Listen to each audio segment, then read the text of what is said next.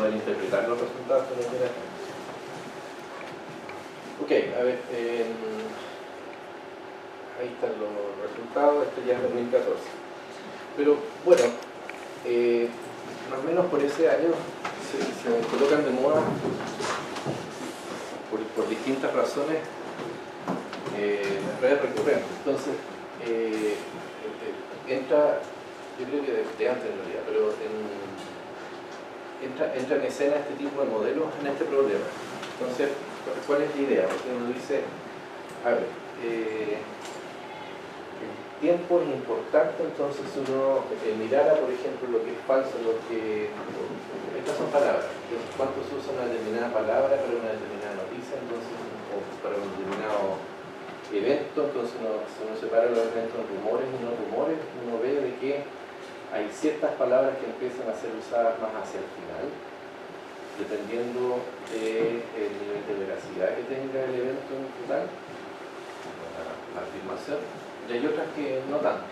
Entonces, ¿por qué no usar esa información, la información de la secuencia del uso de las palabras, para poder inferir el nivel de veracidad, o sea, si es rumor o no rumor?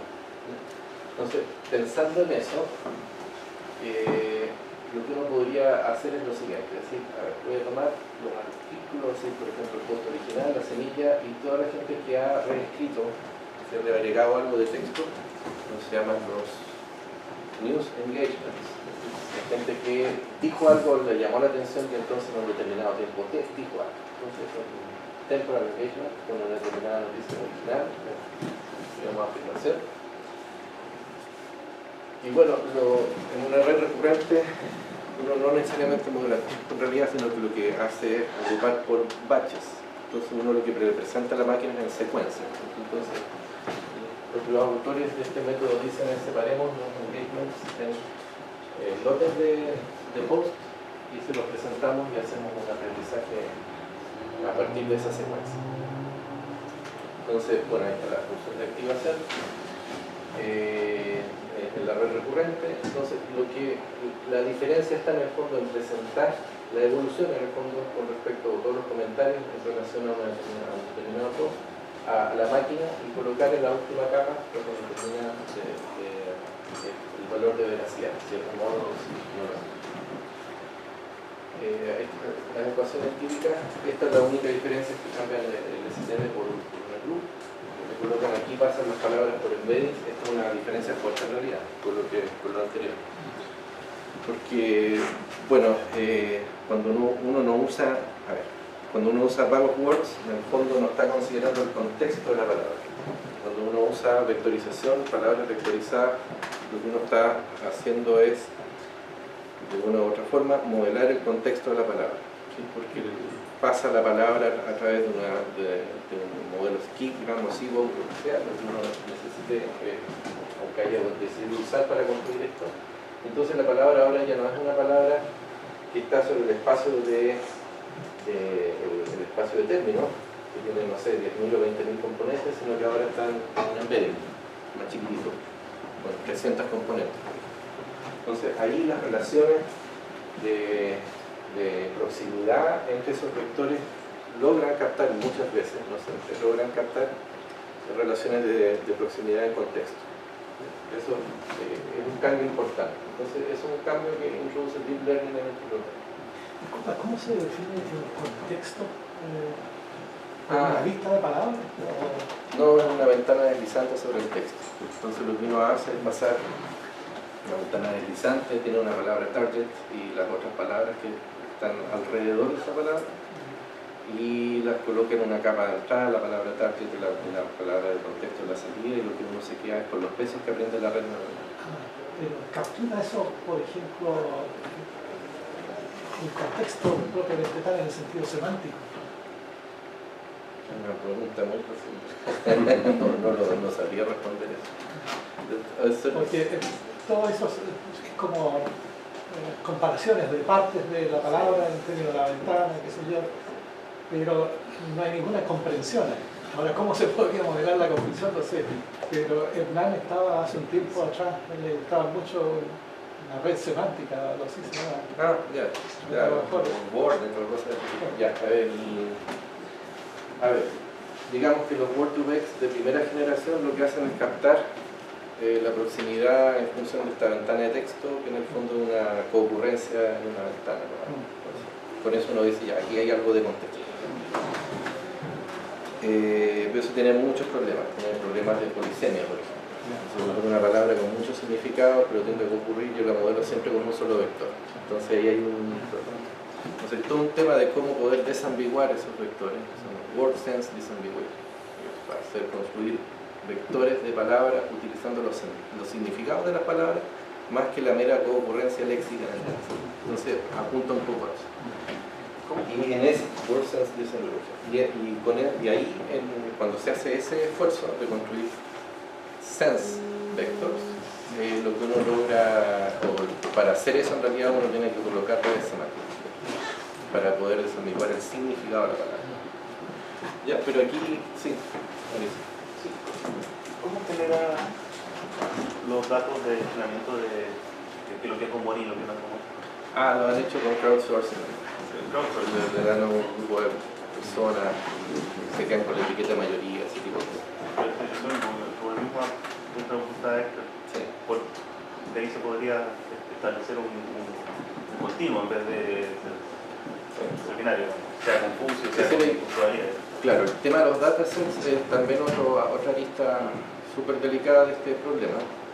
Hay algunos que son basados en expertos, datasets construidos con juicios de expertos y la etiqueta en el fondo son más creíbles.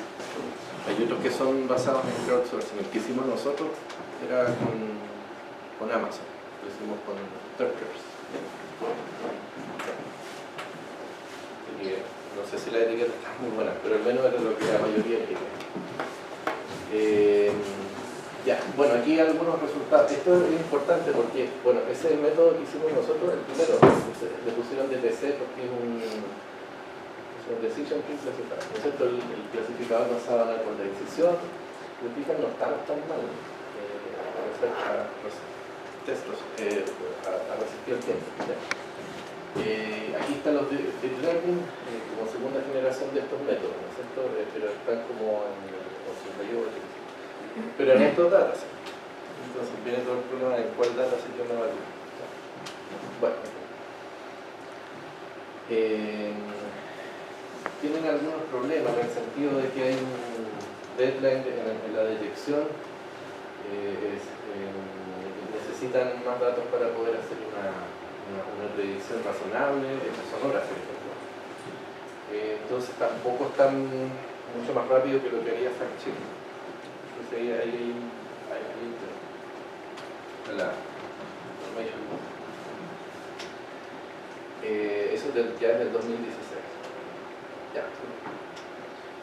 Después tiene el tema de cómo combino yo distintas fuentes. Entonces tengo la fuente de texto por un lado y la fuente de la red por otro. Entonces algo que se ha hecho es modelar la red.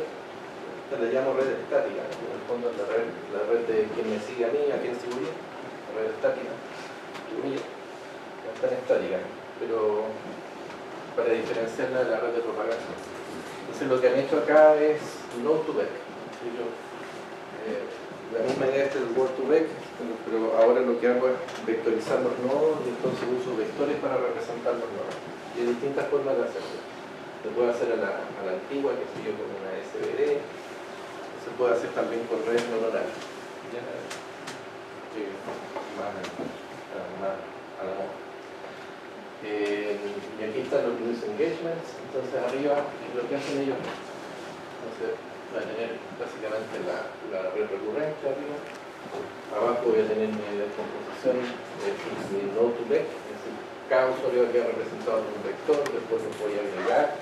Voy a aplicar una máscara para decir cuáles son los usuarios que participaron en una determinada propagación y con eso me voy a quedar con un puntaje. Lo voy a colocar en este vector, voy a hacer una prueba de concat, lo voy a pasar por los parámetros del clasificador y con eso voy a hacer la predicción de la etiqueta. Para hacer entrenamiento generalmente usan cross entropy, etc. Hacen cosas de ese tipo.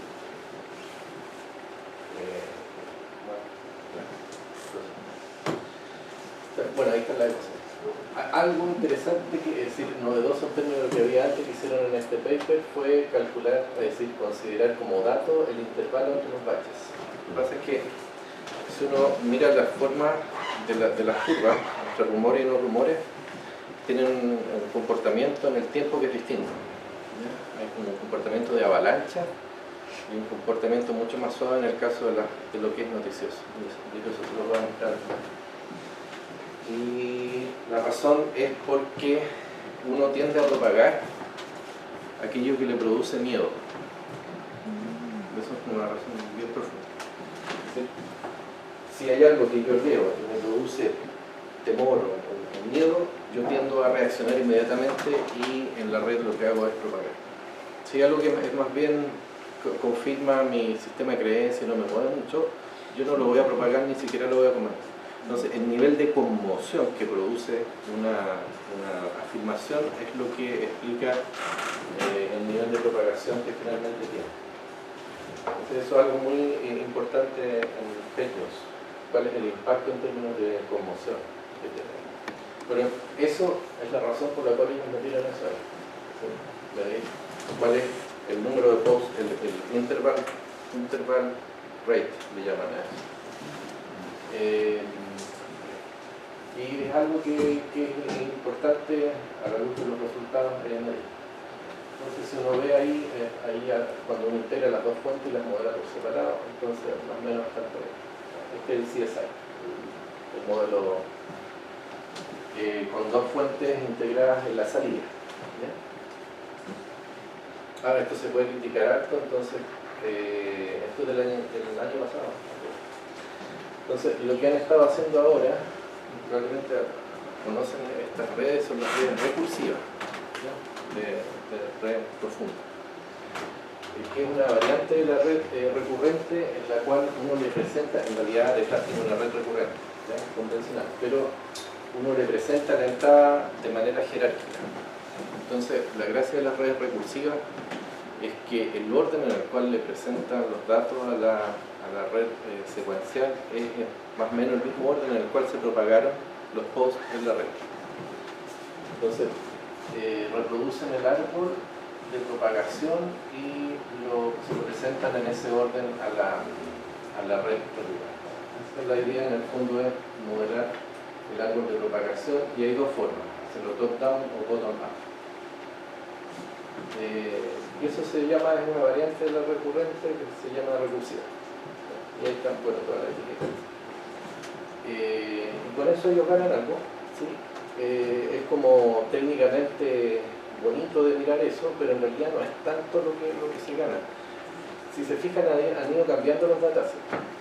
Yo les mostré los primeros como resultados del 88%, 90%, prácticamente el problema está resuelto. Pero esto es solamente para apuntar de que depende con lo cual uno se evalúe, son los resultados que uno obtiene, más que con el método. Entonces, ya con unos datasets que se entiende hoy en día que son más difíciles, bueno, nosotros estamos quedando más atrás.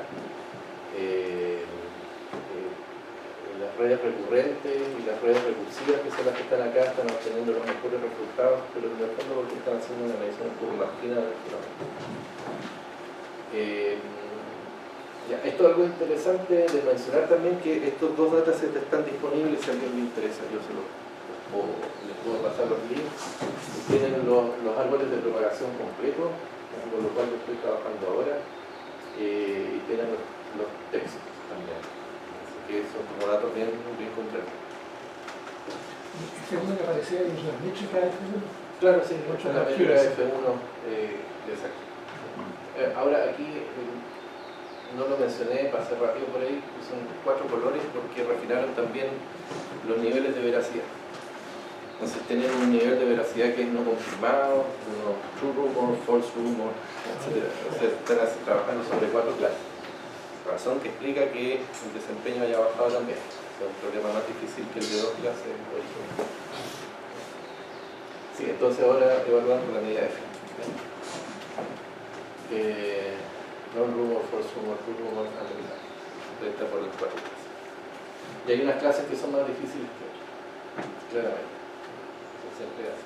Esto es este año. Ya, después viene algo que a mí me gustó harto, que lo quise incluir acá, que es qué tal si para resolver este problema mezclamos dos tareas distintas. Entonces hago multitask joint learning. Entonces voy a colocar arriba la tarea de resolver el problema de stance detection y abajo el problema de rumor detection. Stance es predecir cuál es la reacción que va a tener la gente a un determinado post. Entonces uno podría decir, en realidad la mayoría de la gente lo que va a tender a hacer es cuestionar lo que yo diga, afirmarlo, negarlo. Hay 4 stances, ¿sí? Que es darle soporte, negarlo, cuestionarlo, confirmarlo. Darle soporte en el fondo es como ampliar la información, enriquecerla, confirmarlo es propagarlo.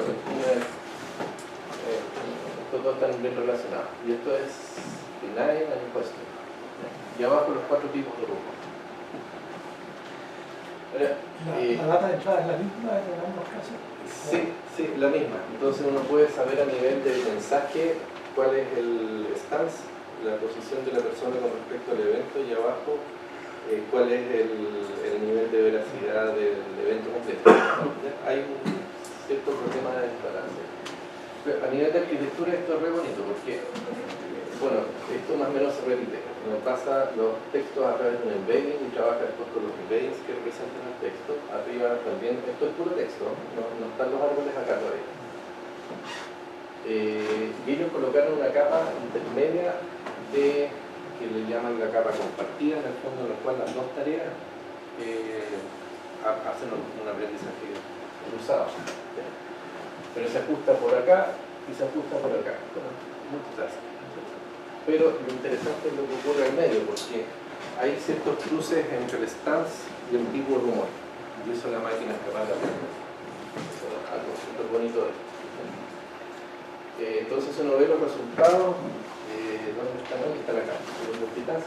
Aquí hay ciertas datasets en el cual tienen variado el tema de stance con el de rumor. Y ahí ellos obtienen esos resultados. Ok, esto es de este año, entonces como 3 clases. Ya, entonces más o menos en eso están los modelos hoy en día. Mucho deep learning en el fondo. ¿Ya? Le voy a mostrar un par de cosas más que son más de que se extraen a partir de análisis exploratorio. Si uno mira las cascadas de información, por ejemplo, esto es acerca de Trump, nació en Pakistán, obviamente lo pensó. Ahí está la raíz, el primero que lo dijo, y aquí están todos los reportes. Después alguien aquí se crea una nueva, como, si es que alguien reescribió o agregó información, por ejemplo, hizo comenting, ¿ya?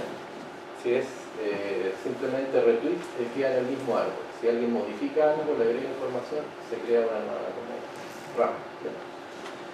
Entonces, eso es lo que explica que haya distintos niveles. Si uno lo analiza así, uno se da cuenta que estas cosas que son falsas tienden a tener una profundidad mayor, porque la gente tiende a modificarla o a agregarle en el fondo a completar o modificar la información. O sea, hay muchas modificaciones en el texto cuando las cosas son falsas, y además la propagación es un poco más lenta a pesar de que es más amplia, más profunda. Si uno mira cómo se propagan algo que es verdad, por ejemplo, esta es la evolución del árbol de tweets, una noticia verdadera, por ejemplo, Obama enviando emails a Clinton, todo el tema. Uno ve que el árbol de propagación es de 2 niveles, más la raíz. Raíz, 2 niveles. Y hay muy poca reescritura. Entonces, algo que verás, los usuarios CTNets tienden a no modificarlo. Entonces lo tienden a confirmar. Es como una especie de sentido común en la red. El efecto de la cascada es que es de una profundidad más corta y además es más amplia en términos de que hay más gente que decide compartir una información. Es importante y además se propaga más rápido, es una buena noticia. Esto está acá. ¿Por qué es importante? Por múltiples razones. Primero porque si volvemos al primer ejemplo, que era de cuál era la red de propagación dependiendo del tipo de noticia. Entonces uno ve que los sitios de fact-checking están bastante lejos del borde de propagación. Es decir, si uno va al núcleo donde se están propagando las noticias, uno va a encontrar principalmente en el núcleo bots y cyborgs. Y en los periodistas, los humanos, en realidad bastante lejos, como la frontera de ese bot. Diferencia entre bots y cyborgs. Bots es una cuenta que todas las cuentas son creadas por humanos, pero es una cuenta que tiene ciertas reglas, opera y entonces genera texto con cierta regularidad, pero en base a un programa. Un bot. El cyborg alterna comportamiento humano con bot. Entonces, algunas veces esa cuenta está operada por un humano que detrás está tratando de dar la impresión de que claramente es un humano. Y en algún momento, cuando le interesa en realidad, pasa a una fase de bot. Entonces, es muy difícil de detectar. También a esto los cyborgs se les llaman bots sociales, porque tienen comportamiento humano. Es un problema muy importante hoy en día, que es cómo poder detectar ese segundo tipo de bots, los social bots, los cyborgs. ¿Qué cosa es Snow y son para? Estos son sitios de fact-checking, estos son sitios más bien de propagadores de noticias en medios digitales. Y muchos de ellos... Aquí el color azul en el fondo es cuando hay una... puede haber tanto de primera o de segunda generación algún comportamiento automático detrás de la cuenta. Y todo esto que está acá es puramente humano. Entonces los humanos en realidad nos estamos quedando fuera de la red. Es como el primer tema importante. ¿Qué se llama piso? Es un sitio en particular. Es un sitio específico con ese nombre. Claro. Igual que esta arriba de la elección también es una cuenta que es de un periodista, pero que también tiene en realidad un cyborg. Tiene detrás unos bots corriendo para propagar ciertas cosas. Ya, entonces el problema de bot detection, ¿por qué mostrarles esto? Porque si en realidad uno quiere hacer estudiar la anatomía de una red de desinformación, es importante hacer la diferencia acerca del tipo de cuenta con el cual uno está tratando. Entonces uno podría pensar nuevamente en el problema de pensar ahora de manera automática en el problema de detección de bots. Entonces, en los bots, en este problema, a mí me gusta esta tabla porque si uno la mira es muy parecida a la tabla de fake news del 2011 que les mostré al principio de la charla, donde hay características hechas a mano, separadas por tipo de fuente. Aquí está el contenido, la red estática, los datos que se pueden sacar del perfil de la cuenta, datos que se extraen usando técnicas de sentiment analysis, etc. Aquí hay datos de tiempo y están en ese nivel. Entonces, el problema de bot detection en realidad está comenzando a ser importante. Entonces, y es un problema muy difícil. Aquí, por ejemplo, lo que les muestro, el experimento Honeypot es re bonito, que es lo que hicieron para detectar cuántas bots es colocar bots. ¿Por qué? Porque los bots, los humanos tienden a no seguir bots. Los humanos tenemos una cierta intuición de darnos cuenta cuando una cuenta es automatizada, algo que una máquina no es capaz de hacer. Entonces, para captar bots, la mejor manera es inyectar un bot en la red y ver quiénes lo siguen. Entonces, si uno hace un experimento de ese tipo, por eso se llama el Honeypot. Es como colocar un señuelo para que los bots aparezcan. Después, claro, los bots tienden a seguir bots. Los humanos no seguimos bots, nos damos cuenta y de alguna manera los descartamos. Bueno, después con una técnica de etiquetado que utiliza este grupo. Ellos son de Minnesota, ahí está, el grupo Mensa, está trabajando fuertemente en este tema hace como 2 años. Hicieron el primer clasificador de bots, entonces, con estas características. Y tiene toda una zona gris, que es la que está acá adentro, que a mí me lo gusta mostrar, que es de los social bots.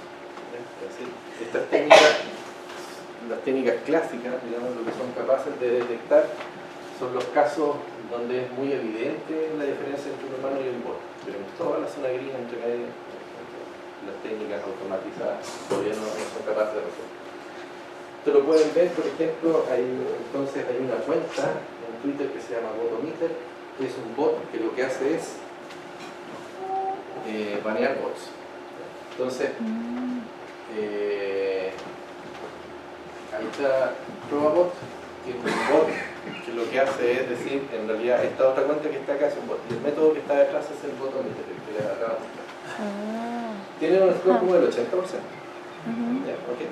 Más o menos, un 80% más o menos ¿sí? Pero con datasets de bots de primera generación, sin incluir cycles. Y si lo ven por ahí y ven a alguien que dice, ¿qué es lo que hace el ProbaBot? Entonces, por ejemplo, en esta cuenta alguien hizo esta afirmación, entonces ProbaBot lo banea. Entonces dicen, esta es la información que dice esta cuenta tiene un 80% de probabilidad, si lo quisiera, de que sea probablemente asistida por un bot. Entonces no le prestes mucha atención. Pero no le presta atención, pero que a lo mejor el bot dice algo. No, generalmente, eso es algo re importante. Los bots generalmente lo que están haciendo es, son maliciosos. Es decir, la gente que los está usando con el objetivo de conducir a engaño o de dirigir la opinión pública hacia una determinada posición de conveniencia. ¿Bien? Pero eso está muy importante. ¿Por qué es importante así? Ya, y aquí viene esta otra cosa que es muy bonita, que se llama las cámaras de eco, probablemente lo han escuchado, polaridad. Las cámaras de eco, chambers, en el fondo es que el producto de la gente toma posición en las redes sociales, entonces se produce un fenómeno de homofilia, es decir, uno tiende a seguir a personas que piensan más o menos parecido. No siempre es así, pero digamos que en muchos casos es así. Entonces hay un fenómeno de polarización en las redes sociales. Por ejemplo, estos son los republicanos y estos son los demócratas en Estados Unidos, de rojo y azul, y uno ve que existen pocas cuentas, están etiquetados al resto también con métodos automáticos. Entonces, si uno colorea el grafo según la orientación política, que eso se puede hacer de manera automática, uno mira que la red está segmentada. Entonces, las redes no sé si están ayudando a la polarización, pero al menos nos permiten hacer una radiografía de ese. Pero se produce un fenómeno muy importante, que es que cuando uno está rodeado de gente que piensa parecido, tiende a hacer afirmaciones que son más fuertes, porque sabe de que los otros, como piensan parecido, lo van a fortalecer, nadie lo va a refutar. Eso se llama cámara de eco. ¿Ya? La cámara de eco en el fondo es, yo digo algo y entonces mi vecino dice, sí, tienes razón, sí, en realidad es más. Y el efecto que produce de manera combinada es que la opinión en general tiende a hacerse más extrema. Entonces es un efecto de polarización. Entonces, por eso se dice que las redes sociales aportan a polarizar, en el sentido de que como están segmentadas o polarizadas, se producen estos fenómenos de cámara de eco. Y burbuja de información es que finalmente, que eso es lo que hizo Facebook, bueno, no Facebook directamente, bueno, eso es lo que hice, que es que como yo sé que la red está segmentada, yo puedo dirigir información que yo sé que ahí va a producir un determinado efecto y no le dirijo acá.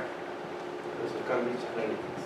Entonces, lo que hacen es decir, ya, ok, hay otros que están acá, que son los demócratas, yo les muestro ciertas noticias para, en el fondo, producir o para dirigir la opinión de ellos con respecto a un determinado candidato, por ejemplo, en una elección política. Eso lo vemos en todas las elecciones últimas. Se vio la elección de Italia, se vio de principios de este año, se está viendo la elección de Brasil, se vio nuestra elección también, se vio la elección de Estados Unidos. Es decir, este mecanismo de cámara de eco y de hacer el fenómeno se llama exposición selectiva. Entonces uno dice, yo voy a exponer a ciertas noticias de manera selectiva dependiendo del efecto que quiero que produzca en ese usuario. Eso es Cambridge Analytica, lo que se llama.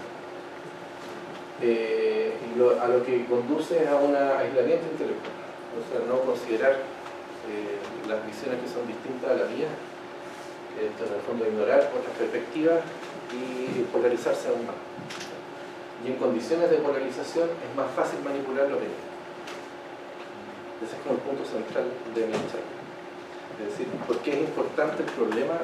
El problema de fake news y el problema de error de texto es importante porque en este escenario es mucho más fácil manipular la opinión de la gente. Entonces, si nosotros no hacemos nada al respecto, en el fondo lo que vamos a ser testigos de manipulaciones cada vez más groseras de las opiniones. No sabemos muy bien a dónde vamos a llegar por ese camino. Hay toda una serie de papers acerca de si Trump logró ganar efectivamente producto de este fenómeno. Y hay algunos papers que están interesados, yo se los podría dar, con esta. Por ejemplo, cómo existe selección y asimilación en función del sesgo, la morfina y la dinámica de polarización. Es muy importante que recomiendo revisar. Y la exposición a diversidad ideológica, las noticias y opiniones en Facebook, es un paper importante. De hecho, venía antes de las elecciones, que ya era algo que se estaba discutiendo. Eso. No tienen consultas. Sí.